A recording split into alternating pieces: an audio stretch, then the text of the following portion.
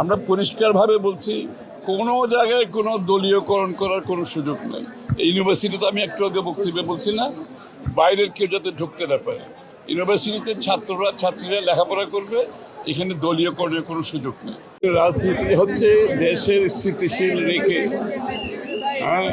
পরস্পর সম্মানবোধের প্রতি সম্মান রেখে, পরস্পর প্রতি সম্মানবোধ রেখে স্থিতিশীল সংবেদনশীল একটি দেশ গড়ার প্রত্যয় নিয়ে আমরা নির্বাচনে গেছি এবং নির্বাচিত হয়েছি জনগণের ভোটে।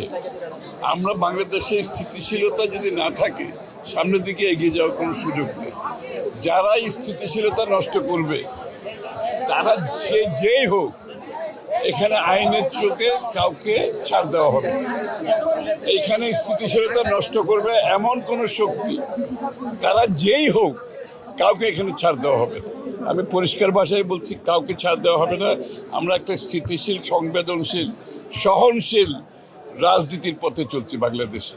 এই পথে যারা বাধাগ্রস্ত করবে, কাউকে ছাড় দেওয়া হবে। মানে আমরা সমাজে কিছু উচ্ছৃঙ্খল, এটা দল বলে কিছু নাই, সবসময় কিছু উচ্ছৃঙ্খল ব্যক্তি সমাজে থাকে। এদেরকে বাংলাদেশের আইন এটা টেক কেয়ার করবে, আপনার নিশ্চিন্ত থাকতে হবে। আইনের বাইরে কেউ যাওয়ার কোনো সুযোগ নাই। আমরা পরিষ্কারভাবে বলছি, কোনো জায়গায় কোনো দলীয়করণ করার কোনো সুযোগ নেই।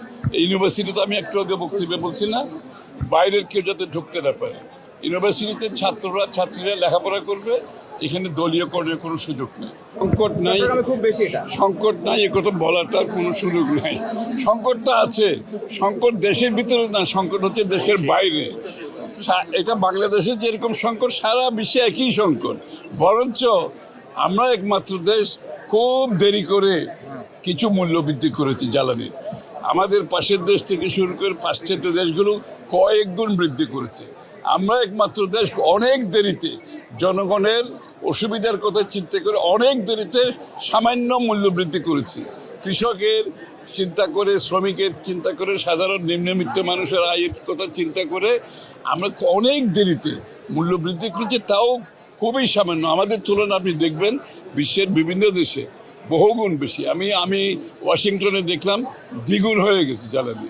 বাংলাদেশে 10%, 15% হয়েছে। তাও এইভাবে উচ্চ মূল্য যেভাবে আমরা বিদেশ থেকে আনতে হচ্ছে, সরকারের তো একটা সামর্থ্যের সীমাবদ্ধতা আছে। এই জায়গাতেও আমরা সকলে মিলে দেশটা তো চালাতে হবে এবং সরকার চলে জনগণের ট্যাক্সের টাকা। সুতরাং আমাদের কিন্তু খুব সাবধান হতে হবে এখানে। এই জন্য আমরা সকলে মিলে নিজেদের মধ্যে কৃচ্ছতাও সাধন করতে হবে, আবার সাথে সাথে যাতে লাইট অফ না হয়, যাতে মূল ফ্যাক্টরি বন্ধ না হয়, মানুষের কাজকর্মে কোনো অসুবিধা না হয়, আমরা চেষ্টা চালিয়ে যাচ্ছি। আপনারা দেখবেন অনেক দেশে কিন্তু কারফিউ পর্যন্ত শুরু হয়ে গেছে। বাংলাদেশ ওই জায়গায় যায় না, ইনশাল্লাহ যাবেও না। আমাদের ম্যানেজমেন্ট খুবই ভালো, তবে সমস্যা নেই, এই কথাটা বলার কোনো সুযোগ তো নাই।